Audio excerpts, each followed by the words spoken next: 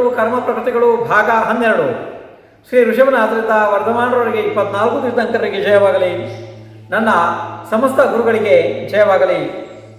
148 ಕರ್ಮ ಪ್ರಕೃತಿಗಳನ್ನು ಭಾಗ 12ರಲ್ಲಿ ಕೇಳ್ತಾ ಇದ್ದೀರಿ. ಈಗ ಪ್ರಶ್ನೆ 202. ಸುಸ್ವರ ನಾಮಕರ್ಮ ಎಂದರೆ ಏನು? ಇಲ್ಲಿ ನೋಡಿ, ನಾಮಕರ್ಮದ 93 ಪ್ರಕೃತಿಗಳಲ್ಲಿ 79ನೇದು, ಮತ್ತೆ ಒಟ್ಟು ಕರ್ಮ 148ರಲ್ಲಿ 127ನೇದು. ಯಾವ ಕರ್ಮದ ಉದಯದಿಂದ ಮನೋಜ್ಞ ಅಂದರೆ ಇಂಪಾದ ಸ್ವರದ ಉತ್ಪತ್ತಿಯಾಗುವುದು ಅದು ಸುಸ್ವರ ನಾಮಕರ್ಮ ಇದೆ. ಉದಾಹರಣೆಗೆ ಕೋಗಿಲೆ ಆದಿ ಜೀವಗಳು. ಇದು ಮನುಷ್ಯರಲ್ಲೂ ಕೂಡ ಇರ್ತದೆ, ಅಂದರೆ ಎಲ್ಲ ಗತಿಯಲ್ಲಿರ್ತದೆ, ಆ ರೀತಿ ಅಲ್ಲ, ಎಲ್ಲ ಜೀವಗಳಲ್ಲಿ ಇದು ಸುಸ್ವರ ನಾಮಕರ್ಮ, ಅಂದರೆ ಇಂಪಾದ ಸ್ವರ ಅಂತ ಹೇಳಿ. ಪ್ರಶ್ನೆ 203. ದುಸ್ವರ ನಾಮಕರ್ಮ ಎಂದರೆ ಏನು? ಈಗ ನೋಡಿ, ಇದು ನಾಮಕರ್ಮದ 93 ಪ್ರಕೃತಿಗಳಲ್ಲಿ 80ನೇದು, ಮತ್ತು ಒಟ್ಟು ಕರ್ಮ ಪ್ರಕೃತಿ 148ರಲ್ಲಿ 128ನೇದು. ಈಗ ಉತ್ತರ: ಯಾವ ಕರ್ಮದ ಉದಯದಿಂದ ಕತ್ತೆ, ನಾಯಿ, ಬೆಕ್ಕು, ಕಾಗೆ ಆದಿಗಳಂತೆ ಕರ್ಕಶ ಸ್ವರದ ಉತ್ಪತ್ತಿಯಾಗುವುದು ಅದು ದುಸ್ವರ ನಾಮಕರ್ಮ ಇದೆ. ಪ್ರಶ್ನೆ 204. ಶುಭ ನಾಮಕರ್ಮ ಎಂದರೆ ಏನು? ಈಗ ಇದು ನಾಮಕರ್ಮದ 93 ಪ್ರಕೃತಿಗಳಲ್ಲಿ 81ನೇದು, ಮತ್ತು ಒಟ್ಟು ಕರ್ಮಗಳು 148ರಲ್ಲಿ 129ನೇದು. ಉತ್ತರ: ಯಾವ ಕರ್ಮದ ಉದಯದಿಂದ ಶರೀರದ ಅವಯವಗಳು ಸುಂದರವಾಗಿ ಕಾಣುವವೋ ಅದು ಶುಭ ನಾಮಕರ್ಮ ಇದೆ. ಪ್ರಶ್ನೆ 206. ಅಶುಭ ನಾಮಕರ್ಮ ಎಂದರೆ ಏನು? ಇಲ್ಲಿ ನೋಡಿ, ನಾಮಕರ್ಮದ 93 ಪ್ರಕೃತಿಯಲ್ಲಿ ಇದು 82ನೇದು, ಮತ್ತೆ ಒಟ್ಟು ಕರ್ಮ 148ರಲ್ಲಿ ನೋಡಿ ಇಲ್ಲಿ 130. ಉತ್ತರ: ಯಾವ ಕರ್ಮದ ಉದಯದಿಂದ ಶರೀರದ ಅವಯವಗಳು ಕುರೂಪವಾಗಿ ಕಾಣುವವೋ ಅದು ಅಶುಭ ನಾಮಕರ್ಮ ಇದೆ.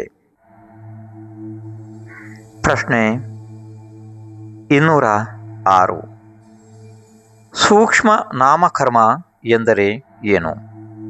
ಇಲ್ಲಿ ನಾಮಕರ್ಮದ 93 ಭೇದಗಳಲ್ಲಿ ಇದು 83ನೇದು, ಮತ್ತು ಒಟ್ಟು ಕರ್ಮ 148ರಲ್ಲಿ 131ನೇದು.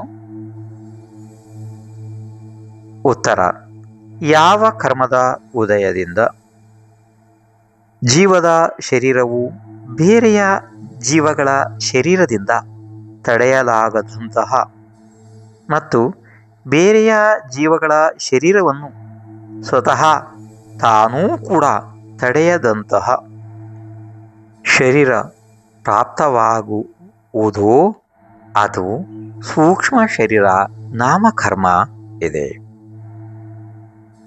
ಈ ಶರೀರವು ಅಂದರೆ ಈ ಶರೀರ 5 ಪ್ರಕಾರದ ಸ್ಥಾವರ ಜೀವಗಳಲ್ಲಿ ಸೂಕ್ಷ್ಮ ಜೀವಗಳಿಗೆ ಪ್ರಾಪ್ತವಾಗುತ್ತದೆ. ಅಂದರೆ 5 ಪ್ರಕಾರದ್ದು: ಪೃಥ್ವಿ, ಜಲ, ಅಗ್ನಿ, ವಾಯು, ವನಸ್ಪತಿ. ಪ್ರಶ್ನೆ 207. ಬಾದರ ನಾಮಕರ್ಮ ಎಂದರೆ ಏನು? ನೋಡಿ, ನಾಮಕರ್ಮದ 93 ಪ್ರಕೃತಿಯಲ್ಲಿ ಇದು 84ನೇದು, ಮತ್ತೆ ಒಟ್ಟು ಕರ್ಮ ಪ್ರಕೃತಿ 148ರಲ್ಲಿ 132ನೇದು.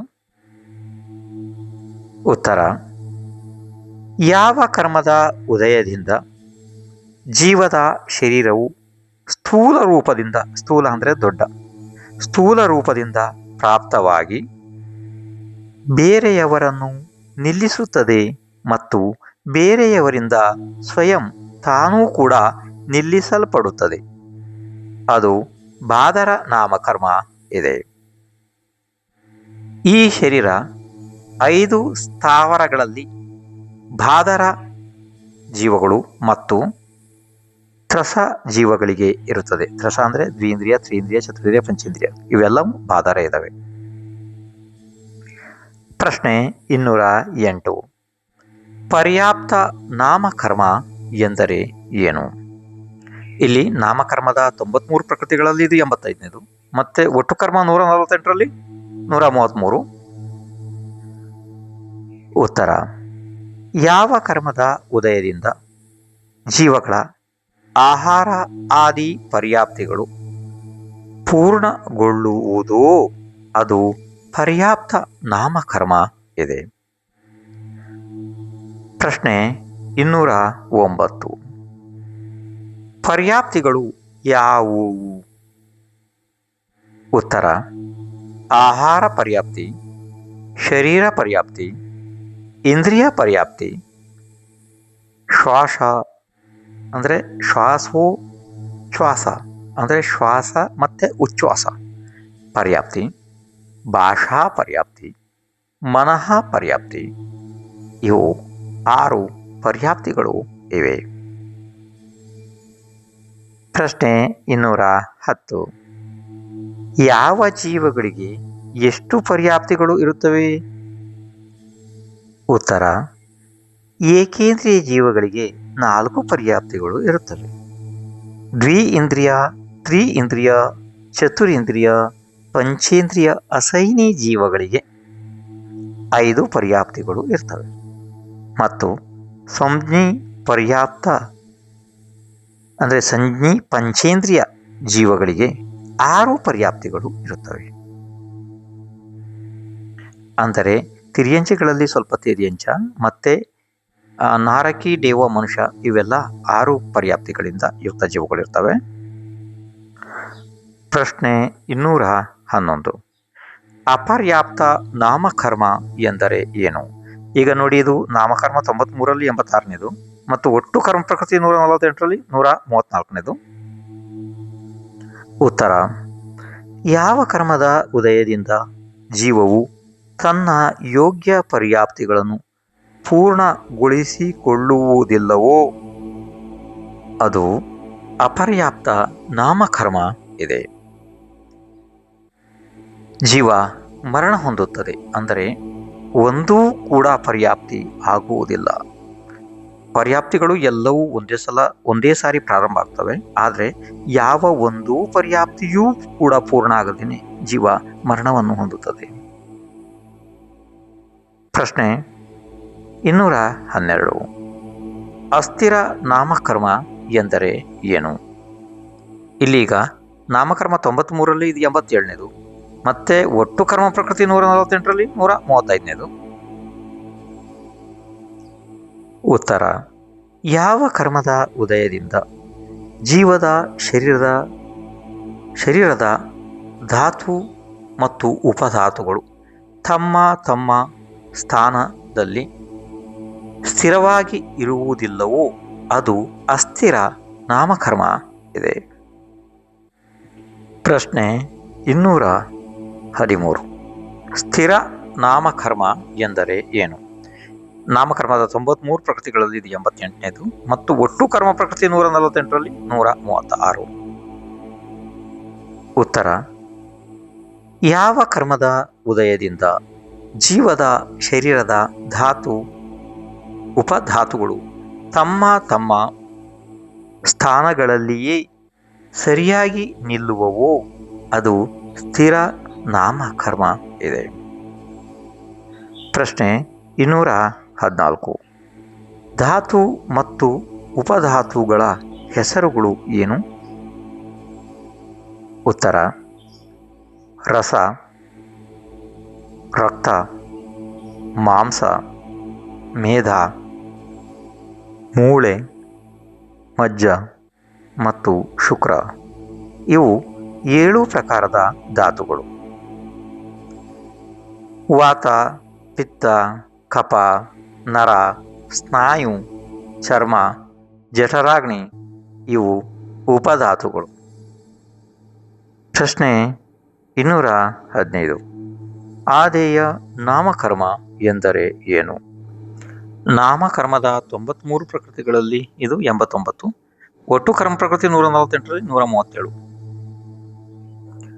ಉತ್ತರ: ಯಾವ ಕರ್ಮದ ಉದಯದಿಂದ ಜೀವದ ಶರೀರದಲ್ಲಿ ಕಾಂತಿ ಅಂದರೆ ಪ್ರಭೆ ಉಂಟಾಗುವುದು ಅದು ಆದೇಯ ನಾಮಕರ್ಮ ಇದೆ. ಪ್ರಶ್ನೆ 216. ಅನಾದೇಯ ನಾಮಕರ್ಮ ಎಂದರೆ ಏನು? ನಾಮಕರ್ಮದ 93 ಪ್ರಕೃತಿಗಳಲ್ಲಿ 90ನೇದು. ಒಟ್ಟು ಕರ್ಮ ಪ್ರಕೃತಿ 148ರಲ್ಲಿ 138ರೇನು. ಉತ್ತರ: ಯಾವ ಕರ್ಮದ ಉದಯದಿಂದ ಜೀವದ ಶರೀರದಲ್ಲಿ ಕಾಂತಿ ಉತ್ಪನ್ನವಾಗುವುದಿಲ್ಲವೋ ಅಂದರೆ ನಿಷ್ಪ್ರಭೆ, ಅದು ಅನಾದೇಯ ಕರ್ಮ ಅಂದರೆ ನಾಮಕರ್ಮ ಇದೆ. ಪ್ರಶ್ನೆ 217. ಯಶಃ ಕೀರ್ತಿ ನಾಮಕರ್ಮ ಎಂದರೆ ಏನು? ಇದೀಗ ನಾಮಕರ್ಮದ 93 ಪ್ರಕೃತಿಯಲ್ಲಿ 91ನೇದು ಮತ್ತೆ ಒಟ್ಟು ಕರ್ಮ ಪ್ರಕೃತಿ 148ರಲ್ಲಿ 139ನೇದು. ಉತ್ತರ: ಯಾವ ಕರ್ಮದ ಉದಯದಿಂದ ಜೀವದ ಪವಿತ್ರ ಗುಣಗಳ ಖ್ಯಾತಿ ಅಂದರೆ ಪ್ರಸಿದ್ಧಿ ಜಗತ್ತಿನಲ್ಲಿ ಪ್ರಸಾರವಾಗುವುದು ಅಂದರೆ ಹಬ್ಬುವುದು ಪ್ರಸಾರ ಆಗುತ್ತದೆ, ಅದು ಯಶಃ ಕೀರ್ತಿ ನಾಮಕರ್ಮ ಇದೆ. ಪ್ರಶ್ನೆ 218. ಅಯಶ ಕೀರ್ತಿ ನಾಮಕರ್ಮ ಎಂದರೆ ಏನು? ಈಗ ಇದು ನಾಮಕರ್ಮದ 93 ಪ್ರಕೃತಿಯಲ್ಲಿ 92ನೇದು ಮತ್ತೆ ಒಟ್ಟು ಕರ್ಮ ಪ್ರಕೃತಿ 148ರಲ್ಲಿ 140. ಉತ್ತರ: ಯಾವ ಕರ್ಮದ ಉದಯದಿಂದ ಜೀವನಿಗೆ ಜಗತ್ತಿನಲ್ಲಿ ಅಪಯಶವು ಹಬ್ಬುವುದು ಅದು ಅಯಶ ಕೀರ್ತಿ ನಾಮಕರ್ಮ ಇದೆ. ಅಂದರೆ ಕೆಟ್ಟ ಹೆಸರು ಪ್ರಚಾರ ಆಗ್ತದೆ, ಅದು ಅಯಶ ಕೀರ್ತಿ ನಾಮಕರ್ಮ. ಪ್ರಶ್ನೆ 219. ತೀರ್ಥಂಕರ ಪ್ರಕೃತಿ ನಾಮಕರ್ಮ ಎಂದರೆ ಏನು? ಈಗ ನೋಡಿ, ನಾಮಕರ್ಮದ 93 ಪ್ರಕೃತಿಗಳಲ್ಲಿ 93 ಅಂದರೆ ಇದು ಕೊನೆಯದು, ಮುಗಿತು ಇಲ್ಲಿಗೆ ನಾಮಕರ್ಮದ ಪ್ರಕೃತಿಗಳು. ಇಲ್ಲಿ ಒಟ್ಟು ಕರ್ಮ ಪ್ರಕೃತಿಗಳು 148ರಲ್ಲಿ 141. ಉತ್ತರ: ಯಾವ ಕರ್ಮದ ಉದಯದಿಂದ ಜೀವಕ್ಕೆ ತೀರ್ಥಂಕರ ಪದವಿ ಪ್ರಾಪ್ತವಾಗುವುದೋ ಅದು ತೀರ್ಥಂಕರ ಪ್ರಕೃತಿ ನಾಮಕರ್ಮ ಇದೆ. ಇದು ಜಗತ್ತಿನಲ್ಲೇ ಸರ್ವಶ್ರೇಷ್ಠವಾದ ಪುಣ್ಯ ಪ್ರಕೃತಿ ಇದೆ. ಪ್ರಶ್ನೆ 220. ಗೋತ್ರ ಕರ್ಮ ಎಂದರೆ ಏನು? ಅದರ ಭೇದಗಳು ಎಷ್ಟು? ಉತ್ತರ: ಯಾವ ಕರ್ಮದ ಉದಯದಿಂದ ಜೀವವು ಉಚ್ಚ ನೀಚ ಕುಲದಲ್ಲಿ ಉತ್ಪನ್ನವಾಗುವುದೋ ಅದು ಗೋತ್ರ ಕರ್ಮ ಇದೆ. ಇದರದ್ದು 2 ಭೇದಗಳು ಇದ್ದಾವೆ. ಪ್ರಶ್ನೆ 221. ಉಚ್ಚ ಗೋತ್ರ ಕರ್ಮ ಎಂದರೆ ಏನು? ಈಗ ನೋಡಿ, ಗೋತ್ರ ಕರ್ಮದ್ದು ಕೇವಲ 2 ಭೇದಗಳು ಅಲ್ವಾ? ಅದರಲ್ಲಿ 2ರಲ್ಲಿ 1. ಒಟ್ಟು ಕರ್ಮ ಪ್ರಕೃತಿ 148ರಲ್ಲಿ 142. ಉತ್ತರ: ಯಾವ ಕರ್ಮದ ಉದಯದಿಂದ ಜೀವವು ಲೋಕಪೂಜಿತ ಧಾರ್ಮಿಕ ಮುಂತಾದ ಕುಲಗಳಲ್ಲಿ ಜನ್ಮ ಪಡೆಯುತ್ತದೆಯೋ ಅದು ಉಚ್ಚ ಗೋತ್ರ ಕರ್ಮ ಇದೆ. ಪ್ರಶ್ನೆ 222. ನೀಚ ಗೋತ್ರ ಕರ್ಮ ಎಂದರೆ ಏನು? ನೋಡಿ, ಗೋತ್ರ ಕರ್ಮ 2ರಲ್ಲಿ 2 ಅಂದರೆ ಮುಗೀತದೆ, ಇದೀಗ 2 ಇರೋದು. ಇಲ್ಲಿ ಒಟ್ಟು ಕರ್ಮ ಪ್ರಕೃತಿ 148ರಲ್ಲಿ 143ನೇದು.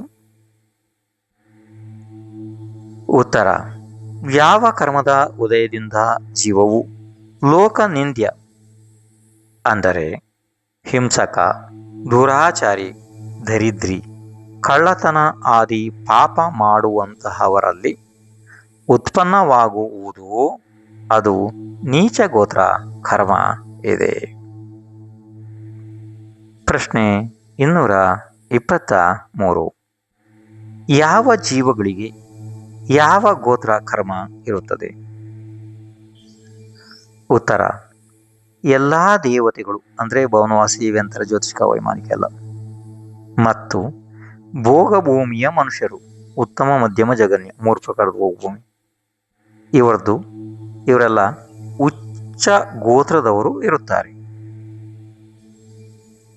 ನಾರಕಿ ಮತ್ತು ತಿರ್ಯಂಚಗಳು ನೀಚ ಗೋತ್ರದವರು ಇರುತ್ತಾರೆ.